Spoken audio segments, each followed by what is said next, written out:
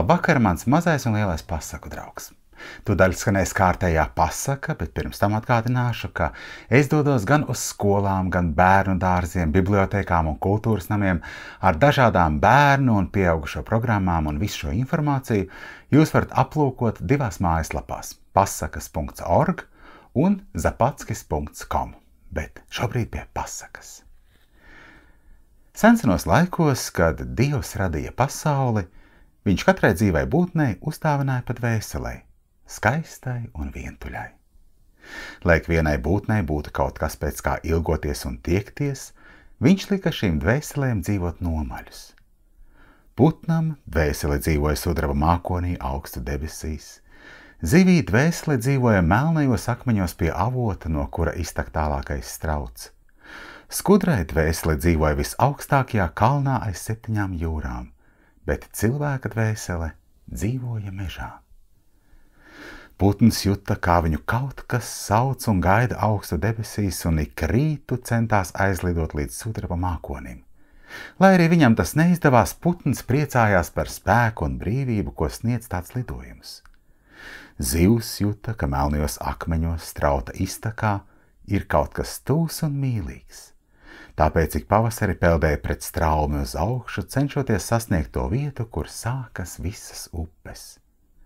Lai arī tas viņai neizdevās, zivs priecājās, ka var nārstot vietā, kur ūdens ir tīrāks un garšīgāks. Skudra juta, ka viņas uzdevums ir uzcelt visaugstāko kalnu, tāpēc bez mitas un noguruma vāca ikvienu vismazāko zariņu, veidojot savu skudru pūzni pēc iespējas līdzīgāku kalnam. Lai arī tas viņai neizdevās, skudra turpināja celt un cerēt, ka reiz viņai izdosies savu darbu pabeigt. Bet cilvēka dvēsele dzīvoja mežā. Dziļi tumši zaļajā biezoknī starp kokiem un zāli, starp sūnām un brūkleņu mētrām. Rudenī cilvēks gāja uz mežu un priecājās par krītošajām lapām, vāca sēnes un ogas. Ziemā cilvēks bija pateicīgs mežam par malku, ko pārnesa mājās un dedzināja pavardā, sasildot istabu klusām pievakaras dziesmām un maigai mīlestībai. Pavasarī cilvēks klausījās, kā mežā dzied putni un plaukst pumpuri, zinot un priecājoties par to, ka dzīve sākas no jauna un turpinās. Vasarā viņš bieži sēdēja meža norās, kāri ieelpodams tvanīgo un mierinošo meža smaržu. Cilvēks juta, ka mežā dzīvo kaut kas tūs un svarīgs, taču neprata to meklēt. Pagāja gadsimti un gadu tūkstoši.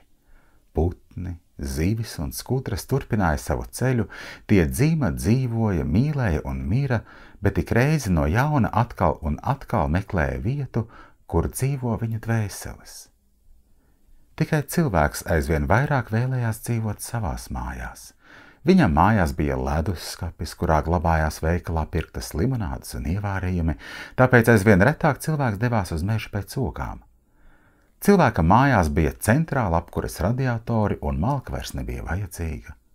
Cilvēka mājās bija televizors un mūzikas atskaņotājs, kurā skaistas meitenes dziedāja skaļāk un krāšņāk par putniem mežā. Cilvēkam bija mašīnas un vilcieni, pilsētas un teātri.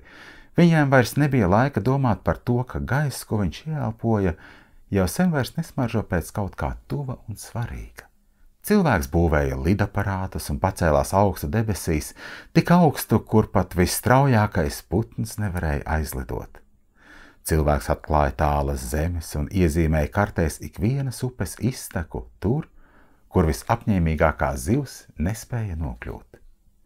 Cilvēks kāpa visstāvākajos kalnos un atstāja to virsotnēs iespraustus karodziņus, par kādiem visstiprākā skudra varēja tikai sapņot. Un tomēr nebija cilvēkam miera. Tikai reizēm, nejauši nomaldījies vai pagalam izmisis, cilvēks nonāca meža dziļumā, uz brīdi apmulsa, piesēdās zem kāda koka un juta, tā ir kaut kur tepat. Kaut kur aiz muguras vai elpot tieši viņam sejā, cilvēka dvēsele, skaista un vientuļa. Un šajā vakarā tas arī viss, lai tev labs miedziņš. Atā!